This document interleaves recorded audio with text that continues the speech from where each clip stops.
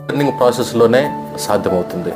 దీనికి best example relearning కాకపోతే, ఒకవేళ నువ్వు నేర్చుకోకపోతే పెద్ద పెద్ద కంపెనీస్ మీ కళ్ళ ముందే ఉన్నాయి. నోకియా ఫోన్ మీరు చూడొచ్చు, అప్పట్లో ప్రతి ఒక్కరి చేతులు నోకియా ఫోన్ ఉండేది, ఇప్పుడు లేదు. వాళ్ళు అప్డేట్ అవ్వలేదు. కొడక్ ఫిలిం, రకరకాల ఫిలిమ్స్, అప్పుడు కొడక్ అంటే కెమెరా, మన ఫిలిమ్స్ అంటే కొడక్ కెమెరాస్, కొడక్ ఫిలిమ్స్ వాడేవాళ్ళం. వాళ్ళు ఫీల్డ్లో లేకుండా వెళ్ళిపోయారు.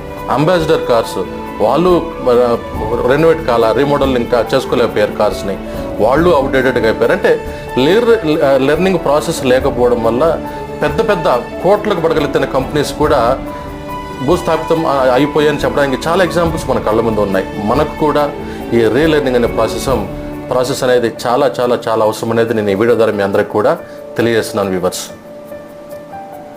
మరి మనం కొత్తగా ఎందుకు నేర్చుకోవాలంటే మీరు ఒక 3 విషయాలు దీంట్లో గుర్తుపెట్టుకోవచ్చు. మనకు ఉద్యోగం పోతుందనే భయం అసలు ఉండదు. That's what I'm boldly telling you. If you know everything,